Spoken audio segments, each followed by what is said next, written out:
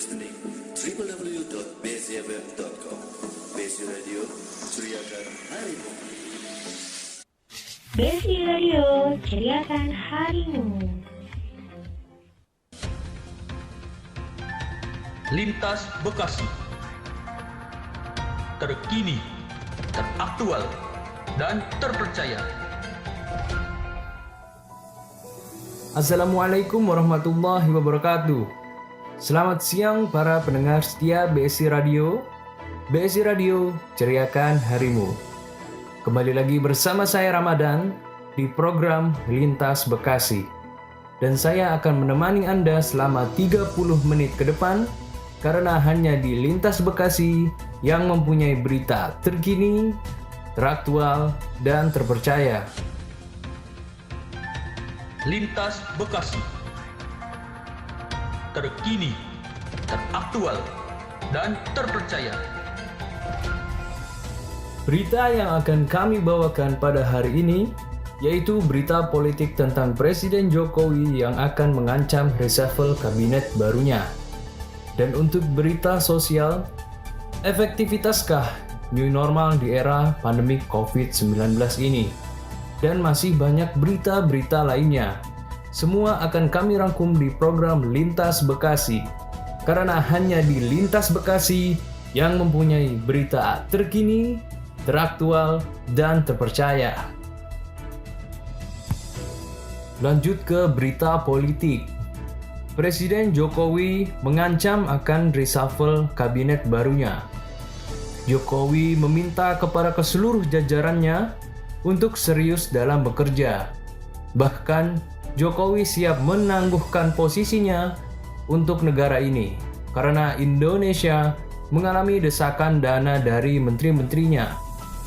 Di antaranya terutama Menteri Kesehatan yang ingin membelanjakan alat kesehatan dan dibutuhkan dana sebesar 75 triliun dan yang cair hanya 1,5%-nya. Yang membuat Jokowi geram kepada Menteri Kesehatannya banyak yang salah persepsi aturan pemerintah barunya itu. Menurut pendapat saya, mungkin ini langkah yang baik ya buat mereshuffle kabinet yang ada sekarang ini. Akan tetapi sepertinya sih udah agak terlambat ya melihat situasi sekarang yang udah bisa dibilang sih kacau banget ya.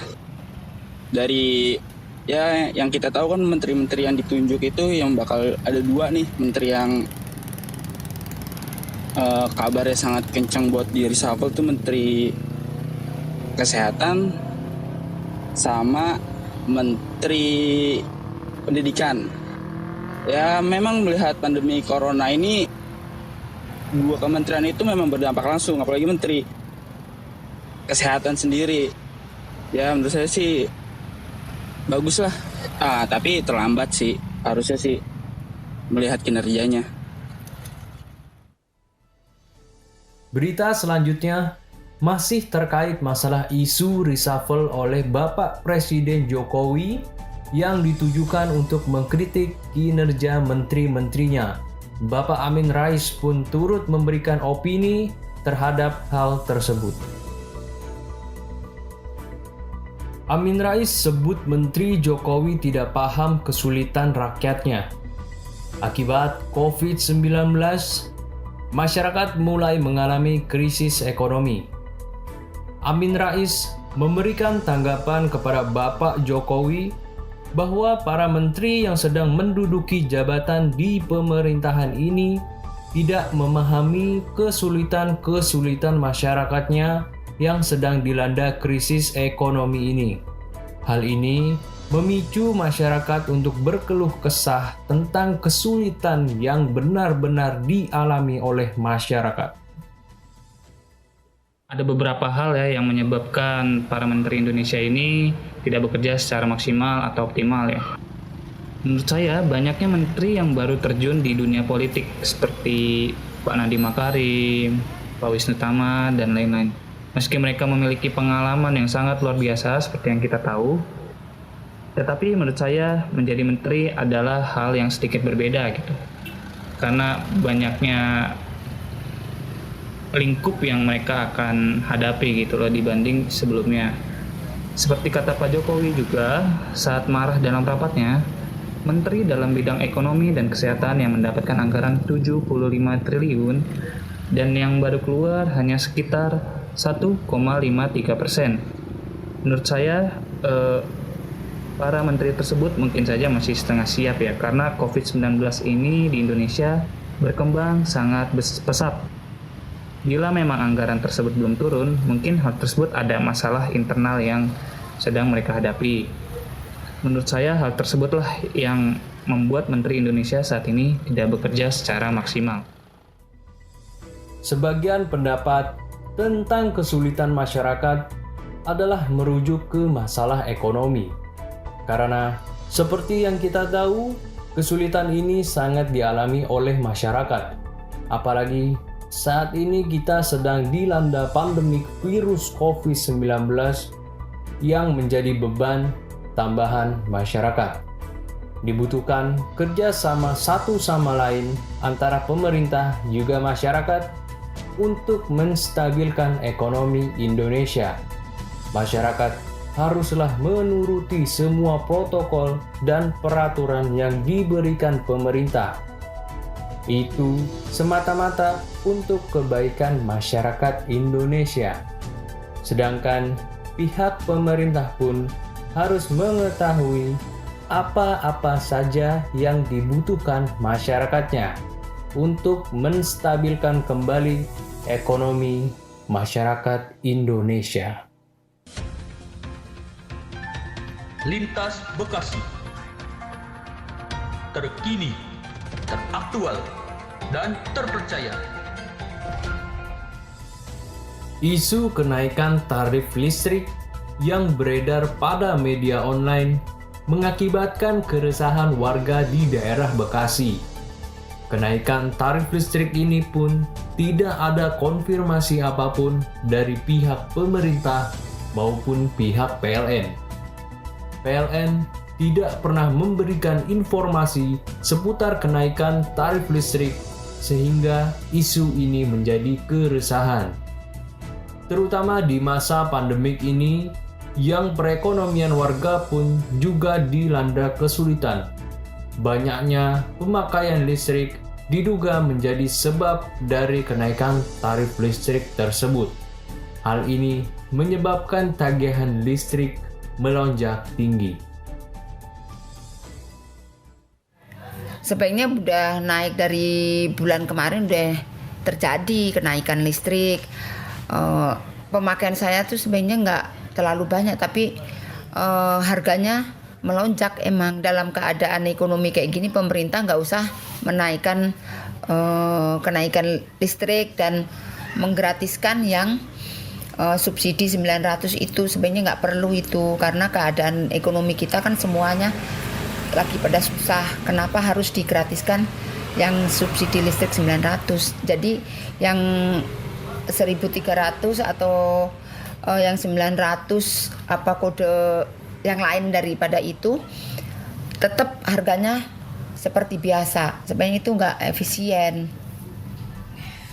Sebagaimana masyarakat Indonesia yang baik, sudah seharusnya kita bisa memilih mana berita yang benar dan mana berita yang tidak benar, agar tidak menimbulkan kekhawatiran masyarakat terhadap berita-berita yang tidak benar. Sebuah media berita sudah seharusnya menginformasikan berita yang benar-benar valid kebenarannya. Kita juga harus menggunakan listrik seperlunya agar hemat energi dan tidak terjadi pembengkakan tarif listrik. Lintas Bekasi. Terkini, teraktual, dan terpercaya.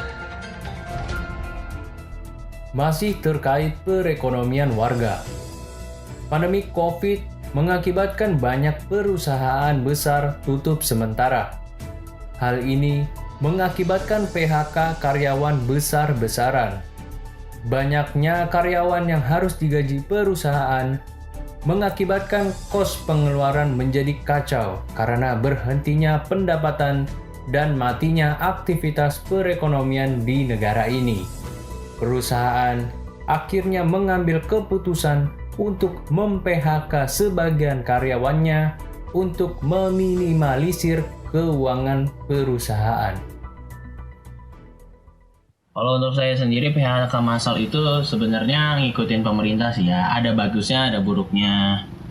Ya saya sendiri juga kena gitu kan. Jadinya bagusnya itu sih banyak poinnya. Yaitu yang pengurangan COVID yang bertebaran di mana-mana. Salah satunya PSBB, social distancing tuh. Kalau untuk sekarang kan udah ada new normal sendiri, jadi udah ada pemerataannya lah untuk beberapa tempat. Untungnya sih banyak, jadi emang nggak nyebar sih. Walaupun kalau menurut saya sih kurang memadai lah, karena emang social distancing-nya nggak merata gitu, cuma di beberapa tempat doang. Jadinya misalnya di Jakarta kena, tapi di daerah kayak sekarang tuh yang lagi parah banget tuh di Jawa Timur tuh parah banget. Kalau untuk kerugiannya sendiri sih, banyak banget, lebih banyak daripada keuntungannya. Ya itu yang tadi saya bilang ya, nggak pemerataan. Dan untuk PHK-nya sendiri itu, tentang PHK-nya sendiri itu ya itu, kita mau makan dari mana, mau nyari duit dari mana gitu kan. Apalagi udah benar-benar susah banget nyari kerja kan di masa sekarang ini, apalagi pandemi sekarang ini bikin susah banget lah nyari kerja. Ya jadinya kita juga harus jangan cuma kayak udah kayak gitu ngikutin pemerintah di rumah aja. Kita juga harus nyari duit juga, kalau nggak mau hidup di mana gitu kan. Lintas Bekasi. Terkini, teraktual, dan terpercaya. Demikianlah liputan berita ekonomi hari ini. Kita segera beralih ke berita sosial. Efektivitas aktivitas new normal di era pandemi. Pemerintah telah mengeluarkan peraturan baru-baru ini, yaitu new normal. New normal adalah skenario untuk mempercepat penanganan COVID-19 dalam aspek kesehatan, sosial, juga ekonomi. Seperti yang kita tahu, banyak pihak yang perekonomiannya terjebak pada saat peraturan pemerintah untuk menganjurkan di rumah saja. Hal ini mengakibatkan matinya aktivitas ekonomi sebelum dikeluarkannya peraturan new normal. Seberapa efisienkah peraturan new normal ini? Jadi yang saya tahu mengenai new normal itu adalah situasi di mana pemerintah menganjurkan kita untuk mau nggak mau beradaptasi sama virus yang lagi tren zaman sekarang ini ya, corona. Ini virus yang sangat berbahaya bagi kita semua.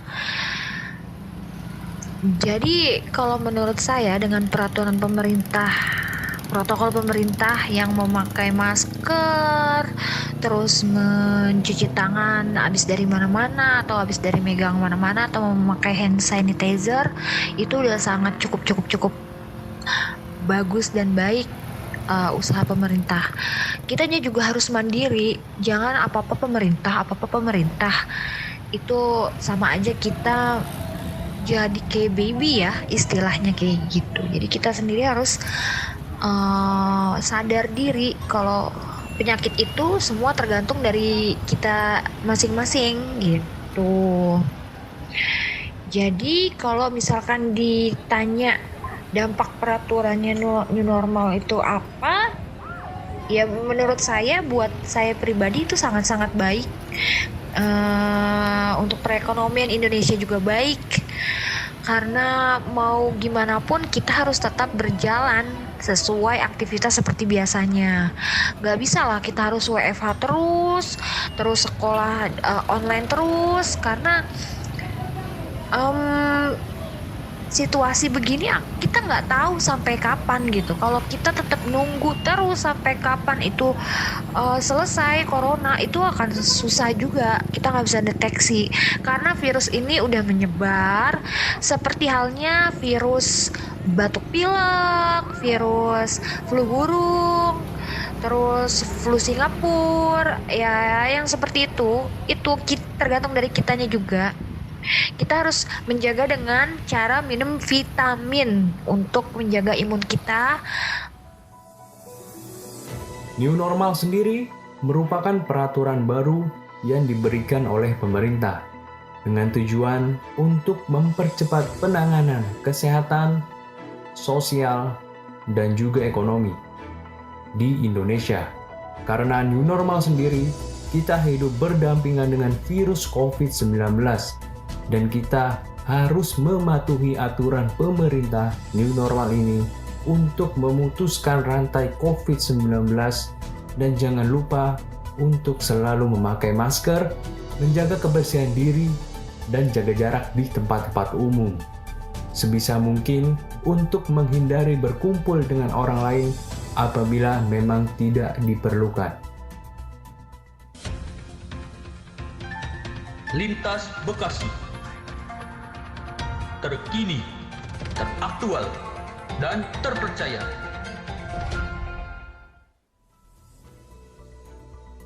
Berikutnya adalah penutupan jalan di berbagai wilayah Bekasi akibat pandemi COVID-19. Penutupan jalan di wilayah Bekasi akibat virus COVID-19 mengakibatkan susahnya warga untuk mengakses jalan. Namun, dengan adanya penutupan ini bisa mengurangi angka penyebaran virus COVID-19. Seberapa besar pengaruh penutupan jalan terhadap penyebaran COVID-19? Dengan ditutupnya semua portal-portal di Eko 9, maka penyebaran COVID-19 dapat ditekan dan supaya tidak menular kepada warga. Ini demi kebaikan warga di Eko 9. Yang kedua, mengenai keamanan. Dengan adanya penutupan jalan, keamanan agak sedikit diperbaiki lah.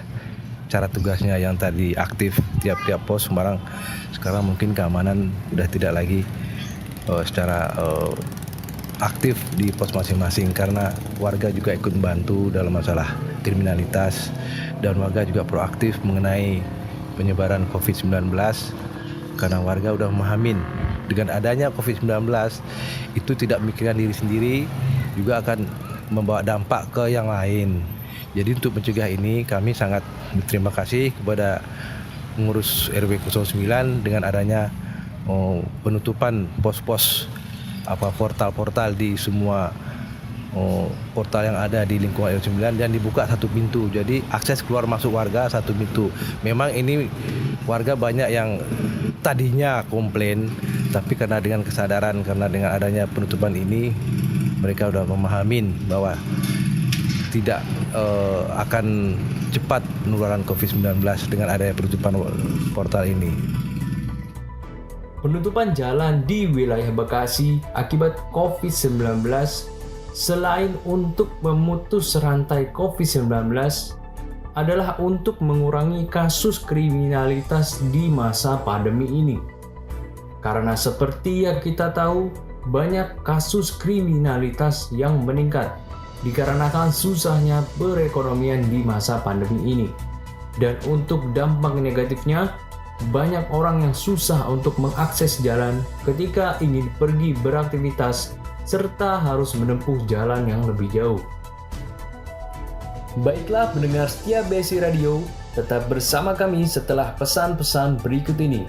Jangan kemana-mana, kami akan kembali lagi untuk memberikan informasi seputar berita.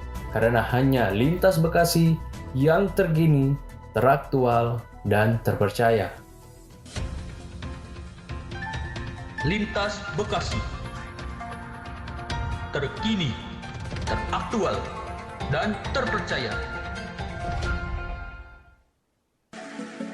You're listening www.bsfm.com. BSI Radio, curiakan harimu. BSI Radio, ceriakan harimu.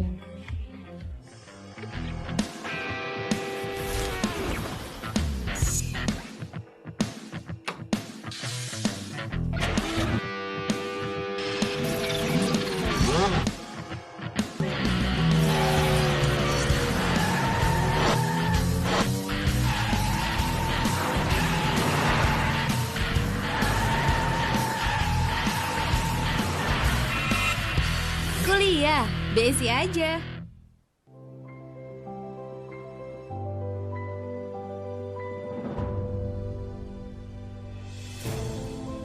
Indonesia terkenal dengan angka kemacetan yang tinggi yang disebabkan oleh kendaraan pribadi dan angkutan umum,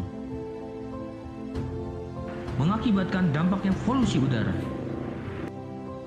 Ayo kurangi kemacetan, ayo hidup sehat. Kalau bukan kita, siapa lagi? You're listening www.bsifm.com. BSI Radio, ceriakan harimu. BSI Radio, ceriakan harimu. Lintas Bekasi, terkini, teraktual, dan terpercaya.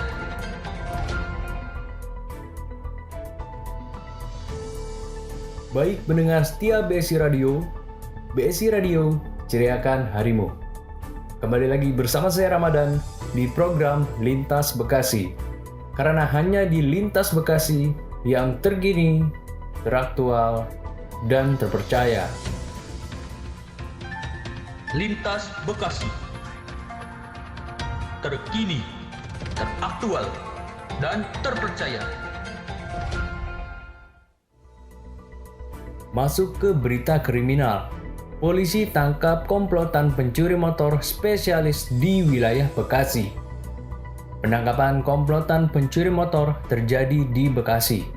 Sindikat pencurian motor ini berhasil dilumpuhkan oleh kepolisian setempat pada bulan Juli 2020. Kronologi penangkapan tersebut berawal dari motor yang dibuka paksa menggunakan kunci T dan mengakibatkan 18 sepeda motor dicuri dengan lokasi yang berbeda-beda. Namun, polisi sudah menangkap pelaku dan memenjarakannya.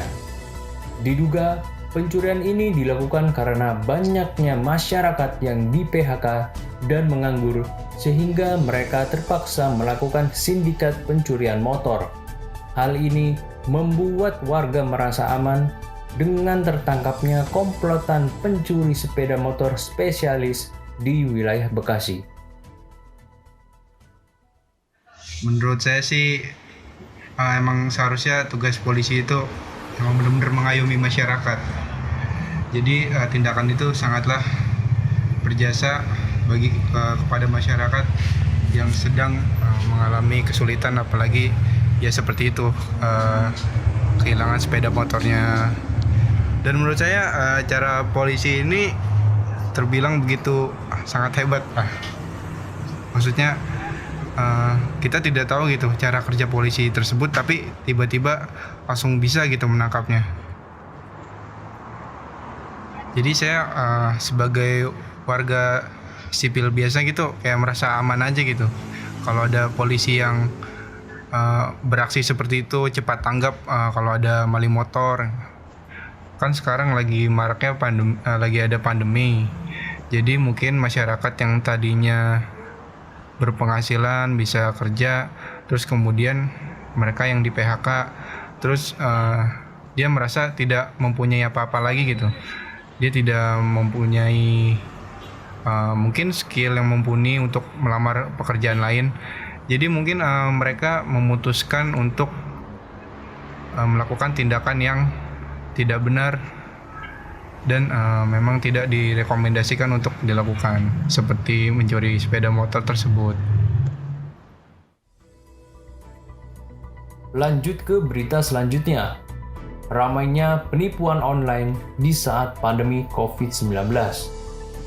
Pada zaman sekarang, media online merupakan hal yang sudah tidak asing kita dengar. Di era pandemi COVID-19 seperti ini, banyak sebagian orang yang salah memanfaatkan media online untuk memenuhi kebutuhannya. Hal ini menyebabkan maraknya penipuan online dari mulai nominal yang kecil maupun nominal yang besar.